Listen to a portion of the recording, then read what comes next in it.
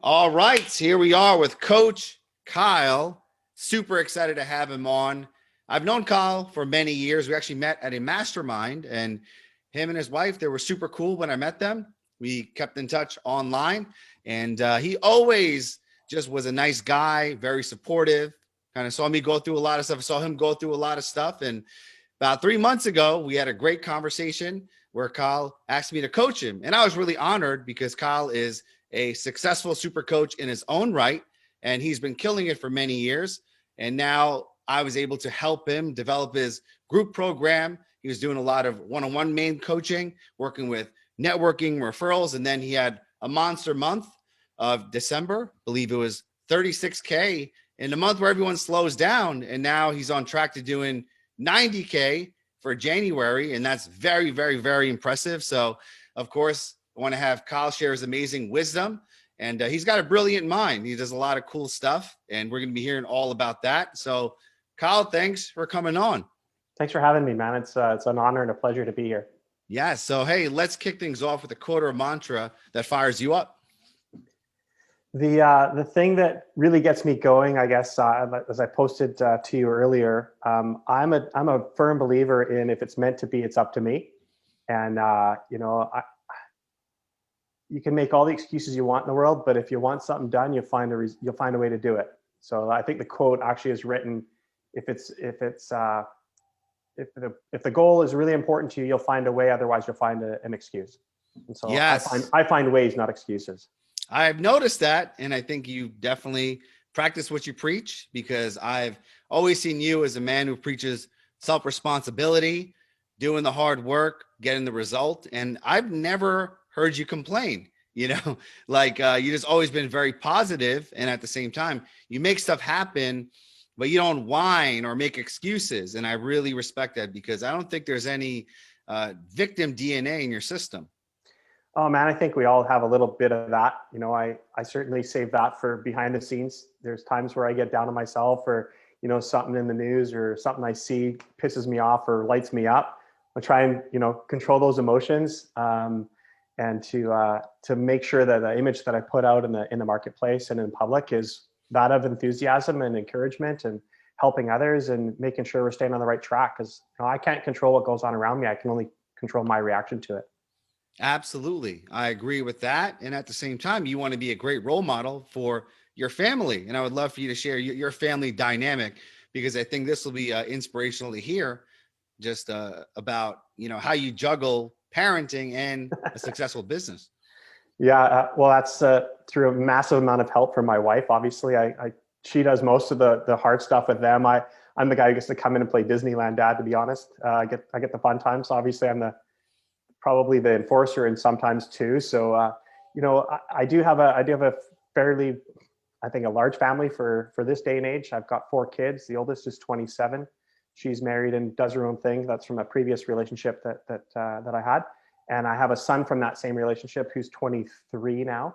Wow. And so she's off doing her thing. My son's doing his thing. He's a welder fabricator. My daughter's a graphic designer, and her husband actually works for EA Sports. He's a sound engineer. He makes game noises. He actually specializes in the FIFA game, the soccer game. Oh, yes. Famous game. Yeah. And then at home, I have my 2 younger children that are 14 and 16.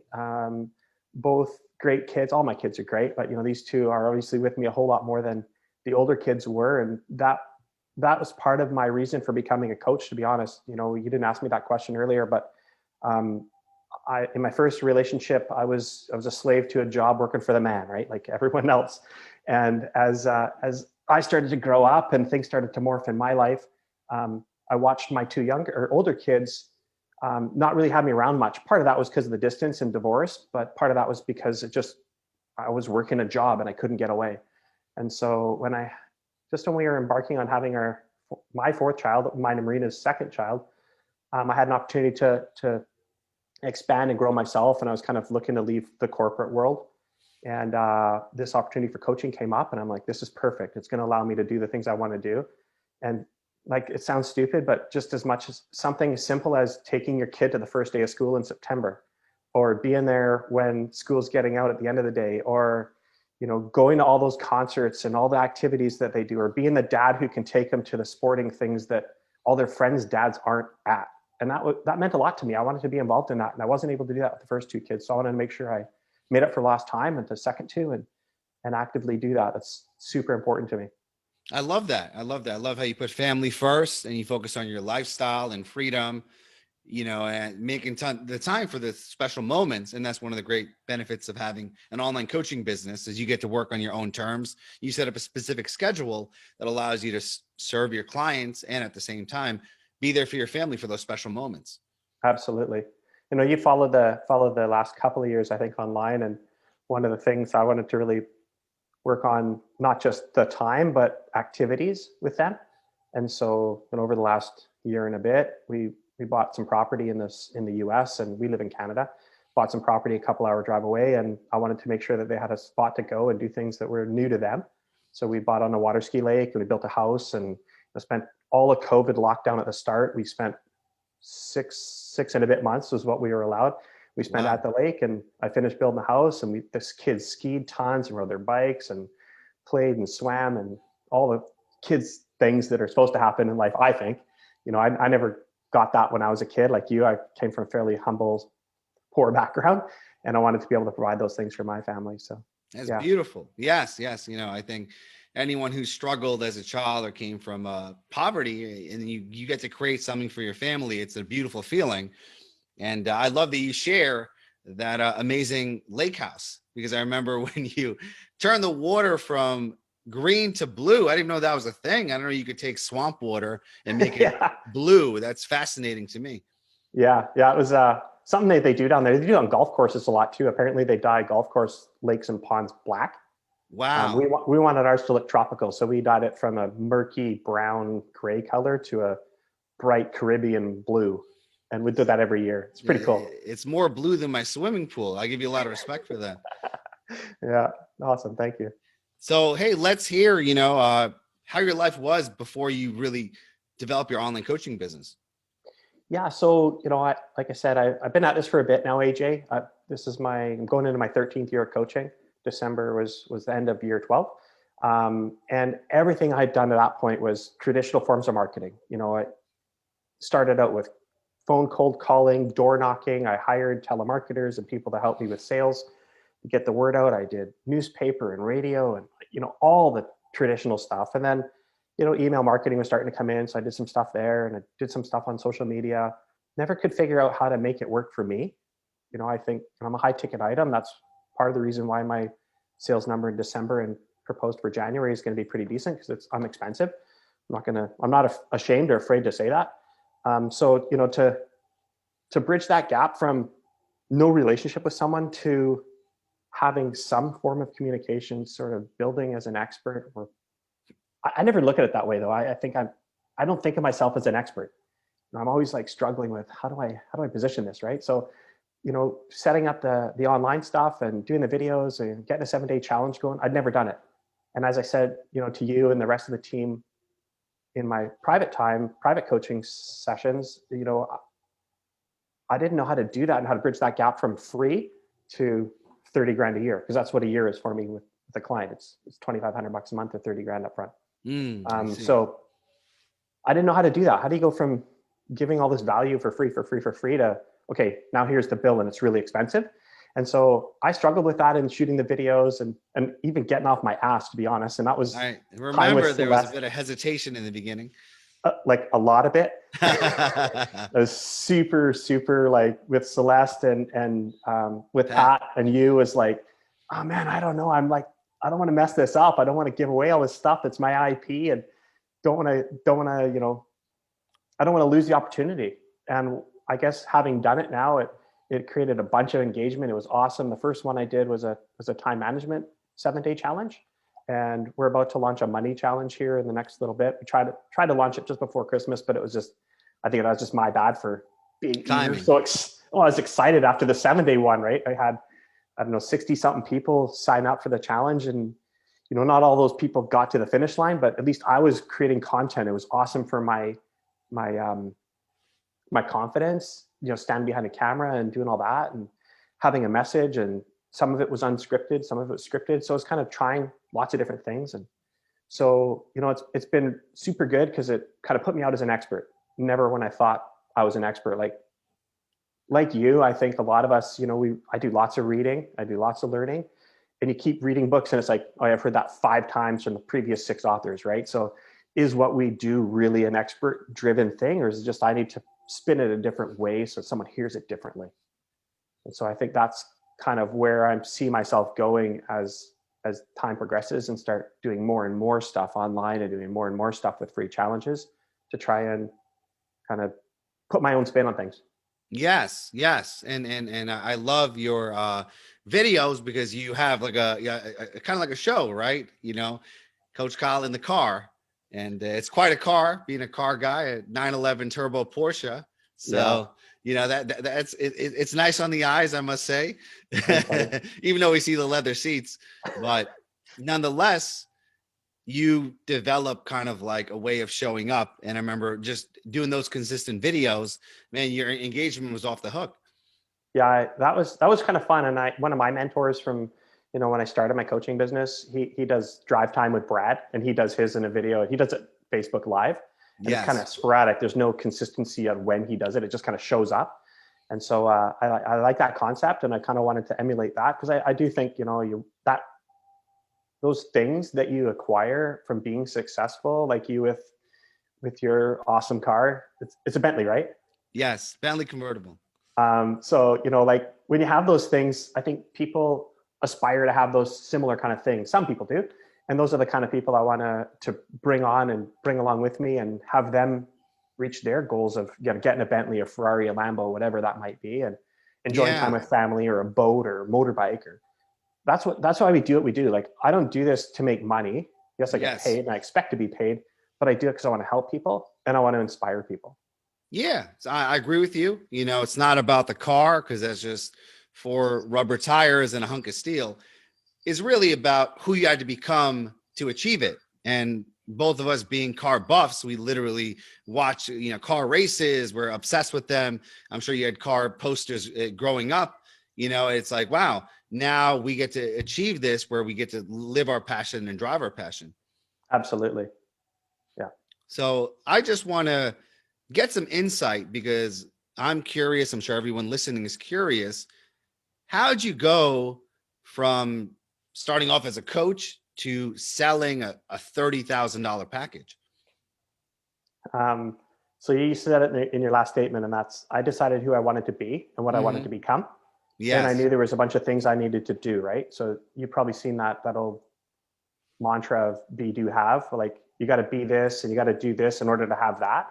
Yes. And I set some really big targets for myself. Like, I was, before leaving and becoming, as an entrepreneur and doing my own thing 12 years ago, I had big aspirations and goals and things I wanted to do and achieve, things I wanted to have.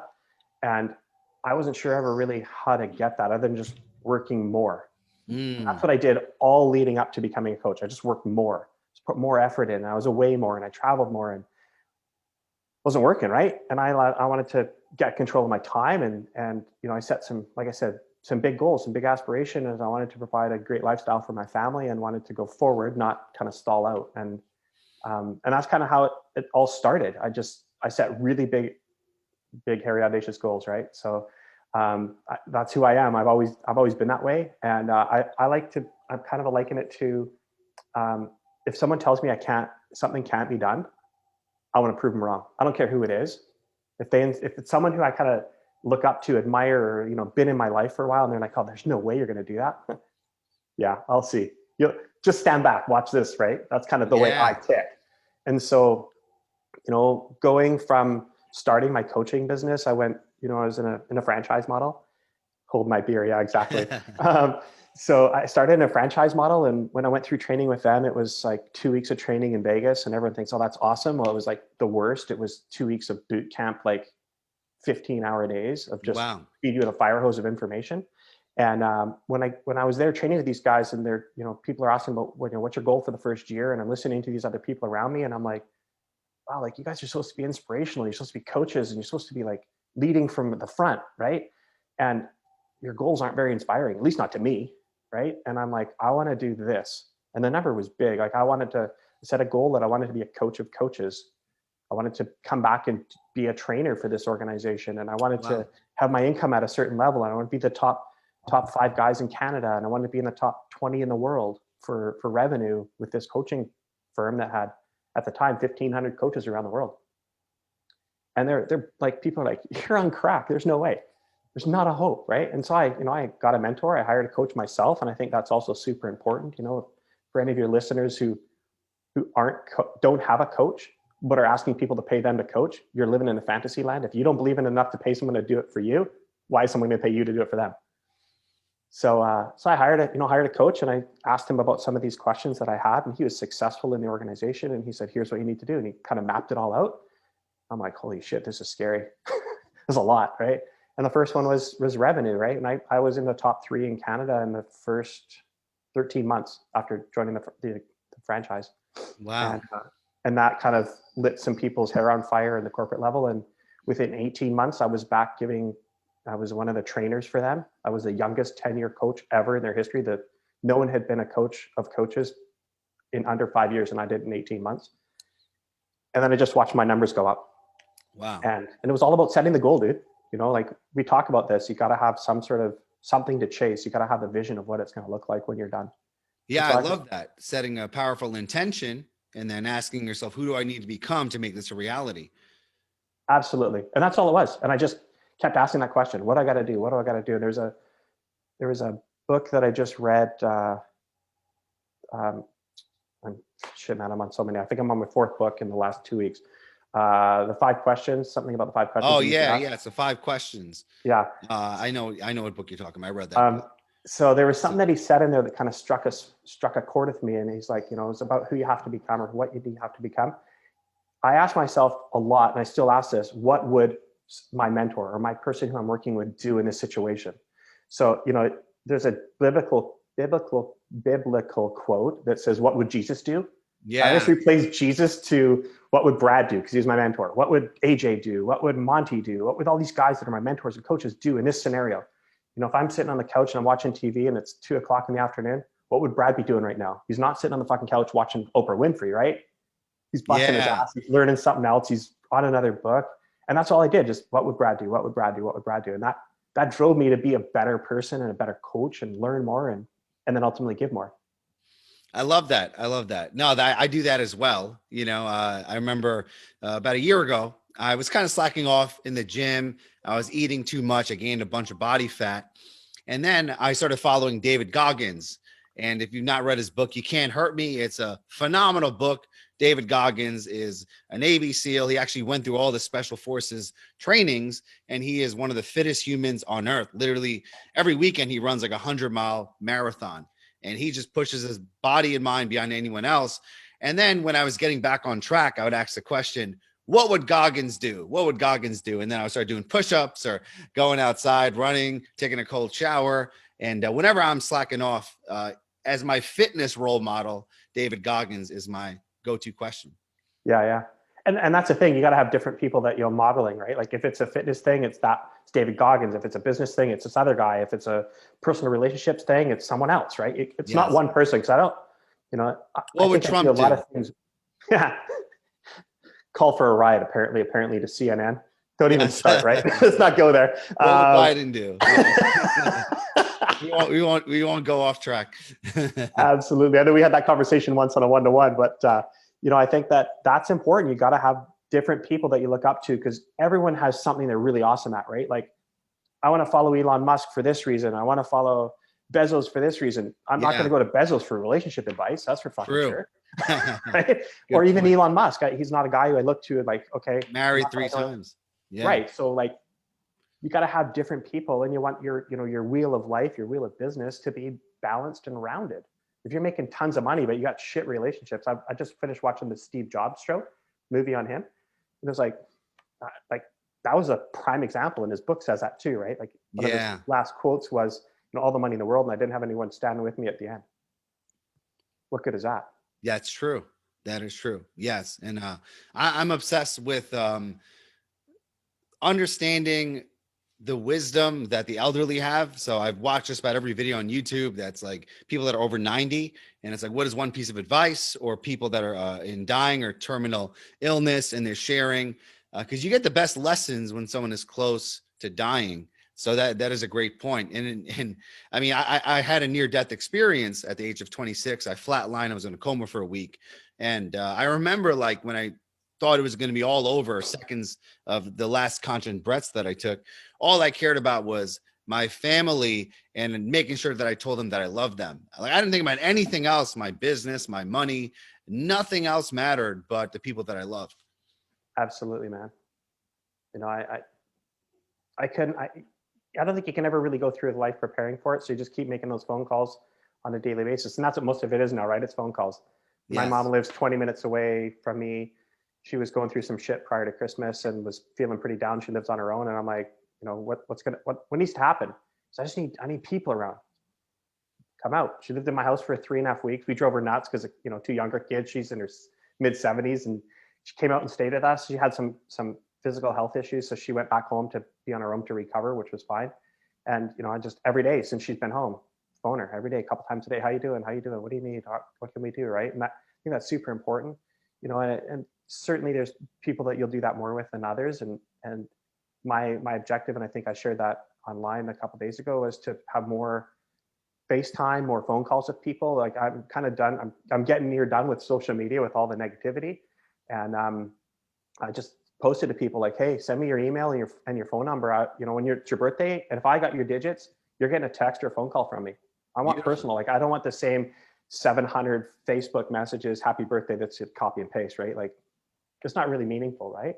Like, Yeah, no, I let's do work on appreciate that about relationships. you, because I will say that, you know, when I was going through some challenges, I appreciate you checking up on me when I broke my leg, when I had my surgery, when I had COVID.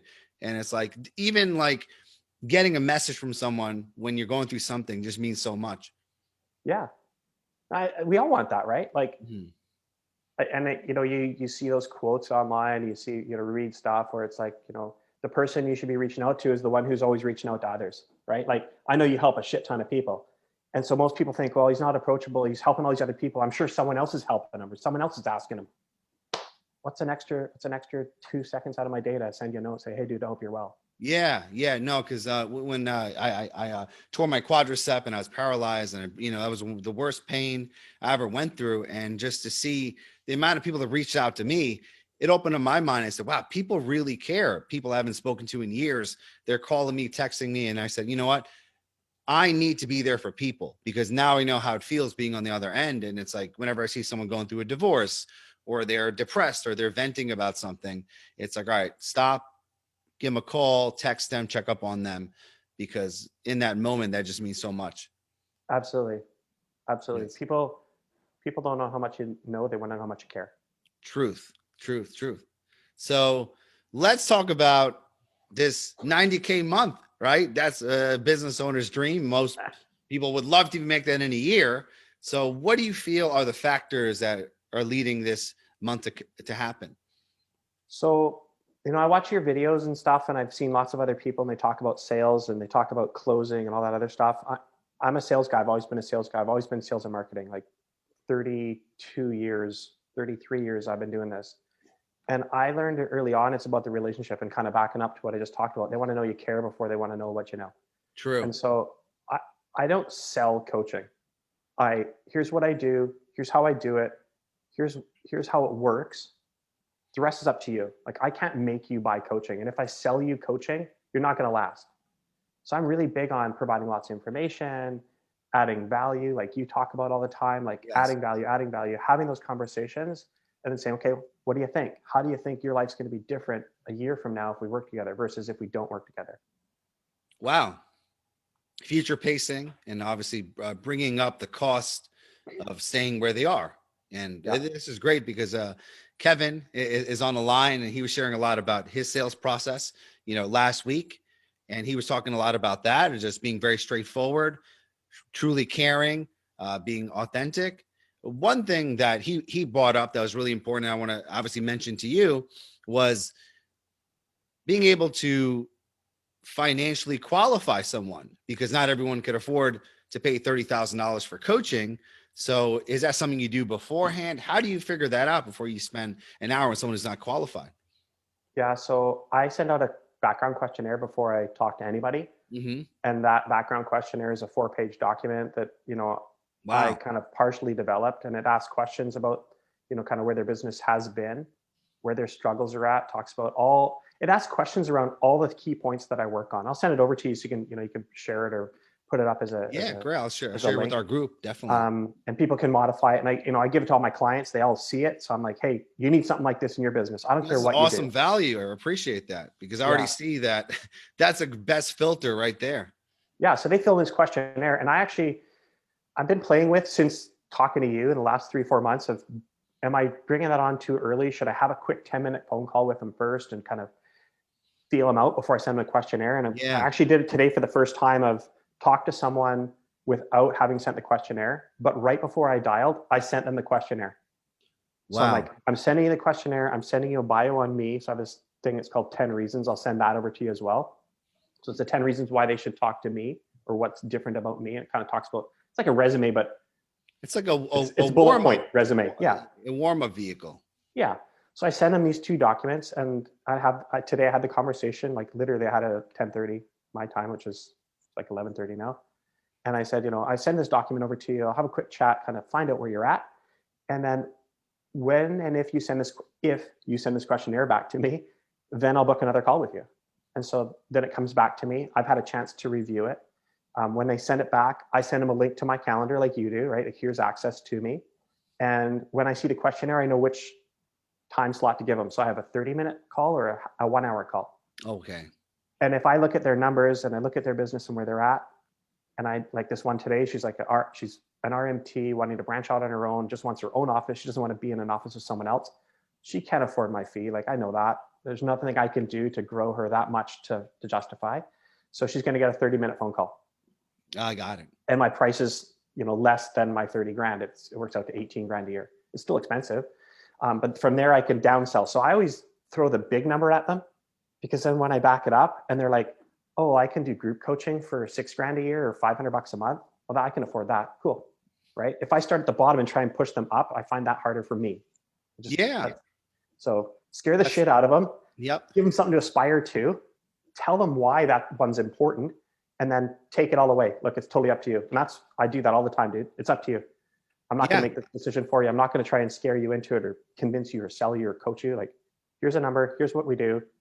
You make the call. How much time do you need? And one of the questions in my questionnaire actually asks about their profile. Oh, wow. So do you know much about DISC or Myers-Briggs? Yes, like absolutely. That? So I have 4 questions in there that are around DISC. Are they a type A, type B, type C, or D person? The dominant, an introvert, an extrovert, or a compliance type person. And from there, I know when I have that conversation in a half an hour long with them, I know which personality they are, and I talk to them, to their personality. So if they're dominant, I'm like, hey, like, what did you like in the questionnaire? When do you want to start? Smart. That's it. That's funny. It's like deja vu, because Kev, he was sharing the same thing. He gives them a quiz, and then based on the quiz, he tailors the sales process around that. Absolutely. The sales process is still the same. Like, if they're, like Kev was saying, I listened to that after the fact last week. So that was awesome, dude. Thanks for providing. I love the cost versus price statement that you made last week too. That was awesome. But yeah, I talk to that personality. So if they like lots of information, I flood them with information, and I go like, okay, when do you want to make a decision by? I'll phone you back then. Wow. So you don't give any type of urgency, like, hey, you got to make a deal right now or else you lose this price. You're just straightforward. These are the options. Take it or leave it.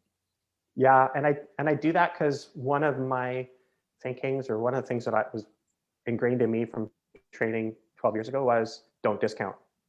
And that's what I said to you. Like, I struggle with this, giving shit away for free or giving them a discount for buying right now. Like, I don't know. I just find that hard. I don't like it when people do it to me. So people are savvy. And they know it's a bullshit number. Like, everything on the internet ends in a 97, right? Like, really, where'd you fucking come up with that number? Yeah. No, but you bring about a brilliant point, because, at the end of the day, most people understand if there is some type of urgency, it forces them to buy under urgency, and maybe they're not going to be the ideal client, right? Another thing is, we talk about this, not discounting, but giving freely of your best information, but charging premium for implementation. So you're giving away a ton of free stuff, doing free challenges, amazing content. And then when it comes to working with you, it's a premium price and there's no discounts. Absolutely. And I'm going to teach them how to do that in their business too, right? Yes. Like the number of people that I talk to, they're giving stuff away for, for way below their market value. Having already done the freebies, it's just like crazy. It's Yeah. nuts. And so then they're complaining they don't have any money and they can't enjoy their lifestyle and they can't get it away from their business because, well, you're not charging enough. Yeah. And one thing I want to piggyback on is what you said earlier about having the ultra high VIP price and then the price you want to give them, and even a drop down downsell price. And pretty much any business could do this, right? So as an example, let's say there's a fitness coach and they have a 12-week, $5,000. That's their core program. But they wouldn't just mention that. They would say, hey, listen, I have my VIP top tier, highest level coaching that I offer. It's $20,000. It involves us working one-on-one. You fly in for a weekend. We work out one day together. We do meal prep one day together. You stay at a local hotel. I pick you up and we set your routines. And over 2 days, we have intimate one-on-one coaching. So having the live component, having that level of the highest level program, what ends up happening is 10% of people that already follow you, they just want the highest price option. Just like people go to restaurants and say, oh, $50 steak, $300 bottle of wine. I'll take that without even knowing what's in there. They just want the best, so you have, they want to tell their friends they got the best. Oh, absolutely. Right. They want to tell their friends they're the only guy who works with this guy and he only has one client a year that he deals at this level. They want that. They feel like they're special. Cool. Yes. I got that for you. Exactly. So it has a two-part process. One, it positions you as charging 20,000, 30,000, right? You basically name the price. And from a psychological point of view, people connect value with price. If you say there's two coaches walking into a room, one charges $100,000 a session, one charges $1,000 a session, without knowing anything about the coaches, 99% of people say, oh, the 100K coach, that guy is much better, So that's one psychological thing. Two is, even though you've never sold this package before, if they say yes, of course you could work it out. You got a hotel to stay at, you got a gym to go to, you could work out the logistics. But what it does, it creates a price anchor to the highest price, 20K, 30K. And then when you say, okay, well, the program I recommend for you is only 2 payments of $2,500. So all of a sudden, you're taking it away. And you take it away. The takeaway sales huge, right? Like that's yes. Massive. So if you say, oh, well, you're not ready for that yet, but we'll get there. They're like, no, yes. I want that. I want that. That's awesome. That's the best. Yes. No, I remember like the first time I started offering that service, it was a $30,000 package and it was a little scary, a little nervous, but once I started practicing it and saying it, let's say most people say no, but the first time someone said yes, I said, really? I was like, okay, cool. Let's do it. And then in my head, I'm like, holy cow, I have to deliver on this. And then all of a sudden I broke a new record. It's like Roger Bannister's 4-minute mile. Now we do, holy cow, I could charge $30,000 in a single phone call. And then obviously the rest is history. Yeah, but you're posting this thing on Elon Musk, right? Like lately about what if Elon Musk called you and wanted a coach? The people that are charging $100,000 for a program versus $1,000 is exactly, they have the same information in their head. Maybe one guy's a little bit better at delivering it, but it's ultimately about who has the most confidence to ask for the number. Yeah. And going back to what I said about when I was in training with these other coaches and they're throwing prices around, and my very first client that I had, he was an auto mechanic and I met him through a networking group. And I sold him on the coaching program and I sold him on the extra thing. It was called an alignment. And that was like another half of what the coaching was for the month. So my first sale was a $3,000 a month client. It was like $2,000 for the coaching and $1,000 for alignment. And I had another coach who was helping me with this client because I never coached anybody. I didn't know what the fuck I was doing, right? So I hired a coach to come in and we sat in the meeting, the three of us, and we went through the whole thing, first meeting. And at the end of the meeting, the client leaves. He's already written me a check. I go to write the check to the coach who's helping me. And my deal with him was 50% of the monthly fee I was going to pay to him to help me coach this guy, right? So I write out a check to this guy, and we're sitting there talking, and he's telling me what he would have done differently in the next time we meet with this client the next week. Write in the checkout for $1,500. And he's like, no, it's only, you're giving me too much. I'm like, what? Like, we're only doing this for 1 month, he says, right? I'm like, yeah. He says, how much are you charging this guy? And I said, I'm charging him $2,000 for coaching and $1,000 for the alignment. So it's $3,000. So here's your half. Here's your $1,500. He's like, how the fuck did you do that? I'm like, what? I said, what do you charge your clients? He says, I've been doing this for 7 years. He'd been a coach, and he was charging his clients $1,000 a month. Whoa. Yeah. And he's the guy mentoring me. And I'm like, you're asking me how I charge $2,000, and you're, holy shit. Okay. We're done after this month because you're way below me. He's one of the guys I smashed in the numbers, right? Like, it was instantaneous. I surpassed his number. And so it's just that confidence to ask for it. Absolutely. It's the confidence, ask for it, and also perspective. And I'm sure a lot of you listening to this podcast, maybe it's the first time they've heard someone charge $30K consistently for their coaching. And it's like, whoa, Kyle could do it. Let me ask. And it doesn't hurt to ask. Like, then, when people say, oh, how do I charge high ticket prices? What's the fastest way to increase my income? And I say, just ask, ask, have the confidence on your next call to say, here's my VIP option, and just create something that you could deliver on. From there, ask for it. And the more you ask, you shall receive. Absolutely. And what's the worst they say is no? Yes. Too expensive? Well, like Wayne Gretzky, right? You miss 100% of the shots you don't take. So that $20,000 package, $30,000 package, if you don't ask for it, you're never going to get it. If you ask for it, you get a no, then you say, okay, well, this is my other program, but I will guarantee you your conversions will increase like crazy. Absolutely. Yeah. So 100% it will. We have a question for you. Let's talk about pricing. When you first started coaching and didn't have clients, did you have to discount or start by scaring them with a higher number back then too? Nope. I did exactly the same thing. I went in with my coaching was $2,000 a month to start. I didn't never ask for checks up front. I'm still, I'm getting there. I'm closer to that mode of, like, here's a single year price versus a monthly cost. I get them to sign a 1-year contract at a monthly price. So no, I asked for the $2,000. The only one I discounted outside of the mechanic was I had a telemarketer booking calls for me. And that was right when I first started. I put a $15,000 in my marketing budget when I started my coaching business. And I paid someone just to make dialing for dollars. And so the first 2 or 3 clients that I got, I told them my price was $2,000. Oh, it's too much money. I can't afford that. And the guy who was mentoring me, not the guy I took on that other call, but was a manager guy, like, following me around. And he was doing the selling, right? Because again, I'm learning how to sell this. And he's like, oh yeah, we'll do it for $1,000. You can be our first guinea pig. So he did that. I did that. Those clients don't stick. That's the thing. I think, my experience is if you're discounting, those clients don't stick. They don't value what your cost is or your price is because you don't value what your cost or your price is. Yeah. If you discount it, where's the value for them? Like, then they're like, oh, well, is he doing this for everyone? Could I got a better deal because I didn't grind him enough? It's my price. Like, that's what it is. Absolutely.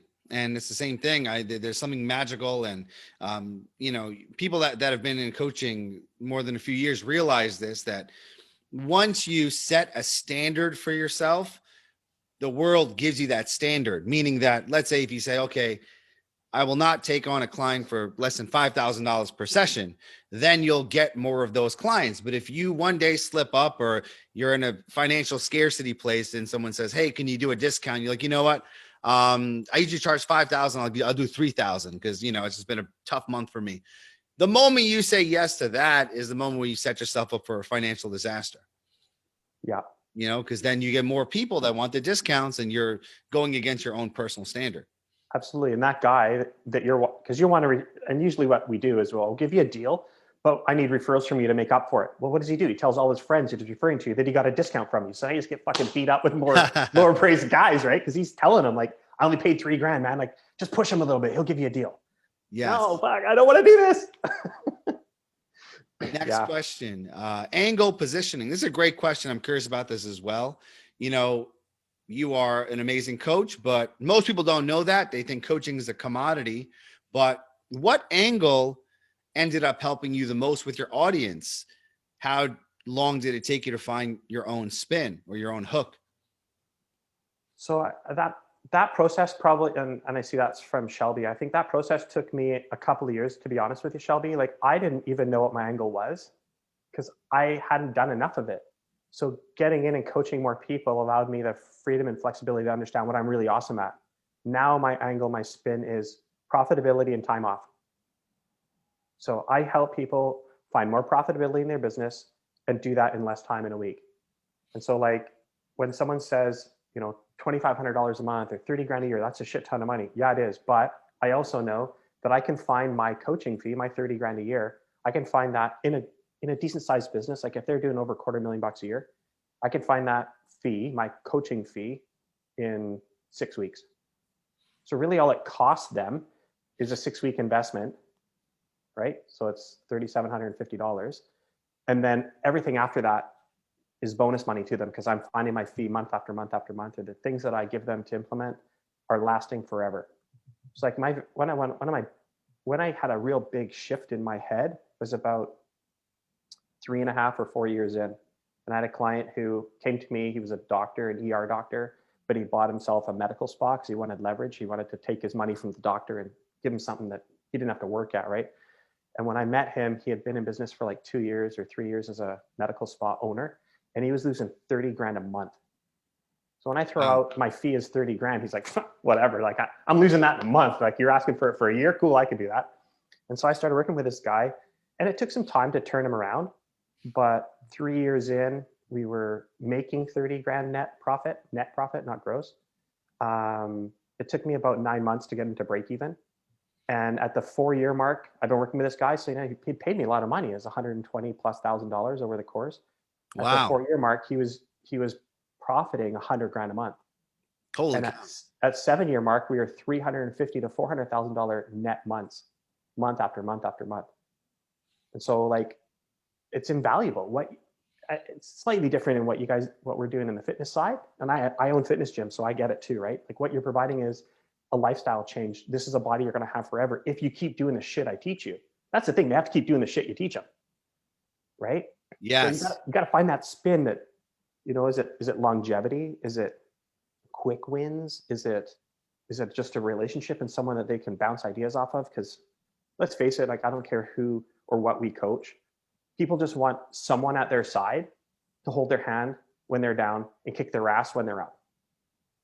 Right? Yes. That's what we do. All of us coaches are the same.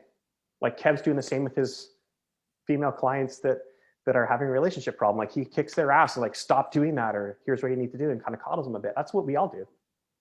And so understanding kind of when to switch the switch on and off from kicking ass to holding hands is, I think, our gift. I think one of the best things that we could do, I'm actually going to do this. I did this before, but it's a really powerful exercise. And it's literally writing down the cost of not investing in you. How much negative life situations, experiences, whether it's depression, whether it's losing years of life expectancy, losing money, profits, freedom. I mean, you could make a list. And when you make that list, one, you realize how valuable you are and how the price of working with you is so much cheaper than the cost of all of those negative things happening if they remain the same. But at the same time, when you're on a sales call, when you're able to communicate that, even in your marketing, if you could use it in their own words, the best way possible, all of a sudden your positioning is at the top, because most people are scared to talk about the pain, right? Most people go into obviously talking about the future. You know, you're going to add another $20,000 in income. You're going to lose 10 pounds. You're going to finally find your dream relationship, but also saying, well, what's the cost of being lonely? What's the cost of being broke? What's the cost of being depressed? And if you get super specific, and the secret is to talk more about the symptoms than you talk about the pain, right? So let's talk about being broke. Great example, right? Okay, are you tired of being broke? Okay, that's kind of vague, but are you tired of using your credit card and it gets denied? Are you tired of having a bounced check and all of a sudden you got to pay the fees? I mean, there's these horrible symptoms. We've all been there, but talking about the symptoms, oh, wow, a visual representation of that pain is far more powerful, then it gets them off their ass to take action and hire you. Absolutely. And that was one of the things that like being a sales guy, I always got that. I understood it. I learned how to sell that way. But when I started coaching, I didn't know how to frame it, right? Like how to position it that way exactly. And so, I've learned some tricks and understanding what the value of those things are. Not just monetary, but I think, like you said, a lot of it has to do with time and family and how they feel about themselves, right? Depression or lack thereof. So if you can unlock that key and you can be their kind of unruly friend who's polite but not nice to them, then that makes a Yes. massive difference in the relationship.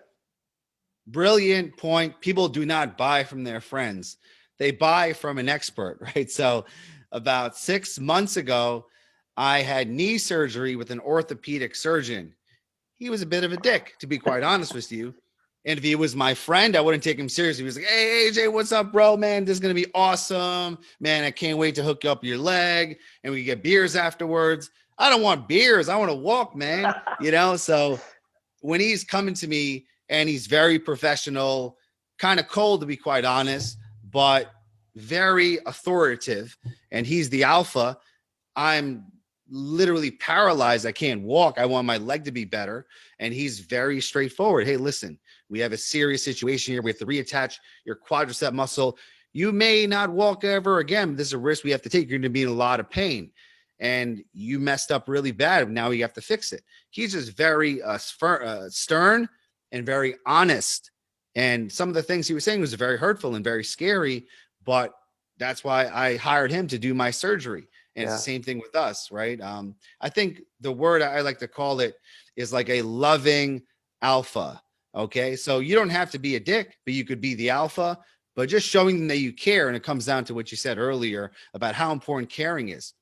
Yeah, absolutely.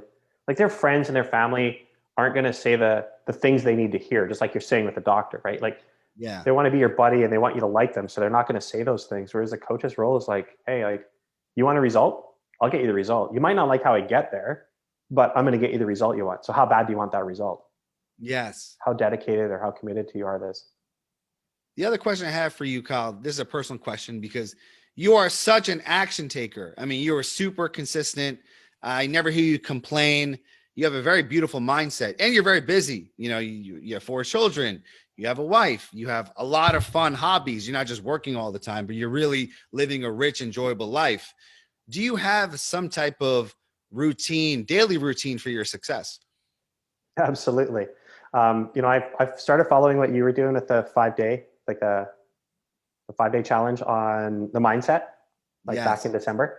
And so I have a similar kind of process where I have I am statements similar to what you're doing. So, setting my intentions for the day. And funny enough, I have those in a variety of different forms. So I have them on paper, I have them on my computer, and they're in a variety of different locations. So if I'm feeling down, then I make sure to pull those out many more times a day than just beginning and end. So that's really important. I've actually implemented just in the last kind of 2.5 months or so, AJ, 2 months, where if I'm feeling down and I know it, I got to get out of the house. So I'll hop in my car and I'll go for a drive and I'll listen to audiobook. And like I had one day just before Christmas, I drove about 300 miles in the day. I was gone for 6 hours. Wow. Yeah, dude. And I just 6 hours? I just drove. I just got in the car and drove. I drove east and I kind of got near the end of where the highway was going to stop raining and start snowing. And I'm like, okay, I got to turn and get away from this. And I kind of did a big loop and I just kind of drove roads. And it was like, there was nowhere to go, but I just listened to book. And actually I cranked through a book on Monday, did the same thing. I was like, got into it. I had no intention of going for that long, but I'm really big on, I can control my mindset and I can only do that by things I do. And so, complaining about it online or talking to my coach or my mentors or whatever, it doesn't help. Like I got to get my head switched. So reading, learning, listening is massive in my plan and in my day. And I have, from my time, 7-day challenge, I follow a default diary. So every day is the same for me. Like we have our 11 o'clock, well, it's 11 for me, right? West Coast, but we have 11 o'clock Thursday. I don't miss that. That's part of my routine. So I'm all about routine and following a schedule. I don't let people barge into someone else's time. And I heard a really important message early on in my career that said, you are your most important client. And so I Mhm. block time for me. I block time to do things that are important to me. And that might be water skiing. It might be going for a drive. It might be with my wife. It doesn't matter. But the people who reach into my world wanting my time, they don't get access to it unless they've earned it, right? Because I'm not going to give up time with my wife or my kids to go with a client. Like, a client says, I can only meet on Wednesday at 6 o'clock at night. Hey, you need to find another coach because I don't work then. It's pretty simple. So if you're really dedicated and kind of driven with what you want, you don't let those other things distract you. So I'm really focused on keeping to my plan and my goals and my default plan. Wow. I love that. I mean, the default diary, that's a strategy I'm gonna start implementing. That's killer. Well, you do a lot of that now, right? Like, I've heard you say you get up and you go to the gym and you come home and you have a shower and then and you have a nap. And then you get to Yes. work and then you have another nap maybe later in the day. Dude, Yeah. you introduced me to naps when we met in California, whatever, 4 or 5 years ago. Yeah. Team And naps. yeah, and you said something. I asked you something about what do you do, or you were leaving early. Actually, you're getting up to go, and I'm like, you're leaving early, yeah, dude. I gotta have my nap. I'm like, Yeah. what? Like, you paid money to come here, and you're leaving in the middle of the day to go to a nap? Yeah, it's part of my It's a routine. must. Yeah, dude. And I don't have my naps scheduled. I kind of, when I crash, right? Like, my Wednesdays and Thursdays are really big coaching days for me. I got a lot of clients, and I go back to back. So Okay. when I'm done at, like, I'll start on Wednesday at 6 a.m. and I'll go till 2 or 3 in the afternoon, and that's back to back 6, 7, 8 hours. Wow. I'm, coaching, you're wiped out at the end of that 8 hours. Oh yeah, big time. And I'll lie on the couch and my kids, I can hear them coming in the garage. And I'm like, okay, I got to close my eyes because if they see me awake, they're going to want to talk. So I'm going to have a little I do power the nap same here, with right? my girlfriend. Yeah, so you power nap through it. You get up and you go and you're done. And, it might be an hour, it might be an hour and a half. I can't turn it on. Like, I know you do little ones, right? Like, you're like 20 minutes. 20 half an hour. minutes. Yeah, I Yeah, I train can't. myself and I have a alarm to go off. I got to do that because, like, Yeah. I can be 2 hours some days. It's a risk. It's dangerous sometimes when you take a nap, but you can wake up and not know where you are and miss 3 appointments. Yeah, I don't miss appointments. I always make sure that when I'm napping, it's kind of on my free time. Yes. Yes. No, but you're right. To me, the 20-minute power nap, there's this track on YouTube. It's called Deep Sleep, and it's like delta waves. I don't know how much it works, but for some reason, it's my brain is conditioned for 20 minutes. It's a 20-minute track, and then as soon as it's over, I wake up and I do it. Yeah, pretty religiously because I have a routine. Wake up, go to the gym, come back, eat, nap, and then start my day. Yeah. Cool. So I don't know if I answered your question about my routine. Did I answer it? yes, So spot on. It's consistent. Every day is Get into consistent. a car, drive 6 hours away from your family, and have some me time. It's about consistency, right? Like, I know that if that's what I need to do to be the best me and to be the guy who my clients need to show up, which is the energetic, enthusiastic, kind of caring guy, I got to be fresh, man. I can't be a piece of shit. I can't be negative thinking, and I got to be. That's what everyone's needing right now, right? They need that pick me up. They need that boost of energy. They're kind of almost plug into you like a car charger or cell phone charger. That is true. Yeah, I believe in the importance of being in a great state, being very resourceful. A calm mind is a creative mind, and a creative mind brings you a lot of success in life. And the same thing, that's why I'm a big believer in naps. I literally saw a significant increase in my income once I started implementing the daily nap because it is a self-care. You are your best client, like you said. Yeah. All right. Final question. So I live in New York and we have Times Square. As you know, Times Square is the center of the universe. Man, there's so much stuff going on there. And let's say we all chipped in about $20 million and got you the biggest billboard in Times Square. And all we ask of you is, Kyle, can you put the one sentence that is the most responsible for your business success? And you want the whole world to see this because right now, the world's in a tough place. I mean, the US itself is $1 trillion in debt. We're in an economic craziness, downturn. But this one principle will get people out of financial disaster and into abundance. What would you have on that billboard? That was the opening quote you asked me about earlier, which is, if it's meant to be, it's up to me. Wow. I'm a firm believer in that, man. Like I watch people and, complain about all the issues going on in their life. Change it. I was on a call this morning, first thing, and there's a husband and wife, and they were going on and they were nattering at each other in the middle of a Zoom call. And I'm like, you guys are supposed to be presenting your business. And I typed to another friend in the group and I said, why doesn't she just leave them? Like, that's all that needs to happen. Like, our lives would be so awesome if they just did something to make this different, right? Like, if you don't stay in a shitty situation, change it. If it's up to you, change it. Wow. I love that. That's really simple. It's a self-responsibility. And without a doubt, I mean, I found that myself because I take responsibility for everything. Even when I tore my quadricep, I was in the wrong place at the wrong time. It's my fault. I'm not blaming the wet staircase. I'm not blaming the outside forces. Everything is my fault. And I feel like that's the most successful thought you could have, because then it puts it into your control. Amen, brother. Yes. Extreme ownership. There was a great picture, a slide that I've seen that I use all the time with clients. And it's, there's two types of people in the world. There's people that live above the line and below the line. Have you seen that one? No. So if you're above the line, write down the word "or" vertically. Ownership, accountability, responsibility. Those are people above the line. People below the line, bed, blame, excuses, and denial. Wow. Holy cow. And if you look at the best of the best in the motivational and speaking world, they spend most of their time up above, right? Most employees spend their time below. That's an excellent point. That is so beautiful. Yeah. Yeah. Cause I mean, I'm not going to lie. Like right before this, I was having a conversation with someone who just had the worst victim mindset. And in that conversation, it was like 20 excuses, and it was just making me nauseous. And they were just complaining about all these things going wrong in their life. And they're definitely not an or person. They're a bedwetter. And yeah, I didn't say wetter. I didn't say that. Yeah. Oh, but man, it's literally everything, right? So OAR, ownership, accountability, and responsibility. Absolutely. I'll send a slide over to you because I've changed it, and I've got like this picture that says responsibility, and it's got a picture of a dog with like a little broom and the shovel, like picking up its own shit, right? Like, wow. Props to that dog. Yeah, right. Yeah. There's just like little things like that. So I'm all about kind of acronyms, and that's helped huge to keep things set in people's minds, right? So yeah.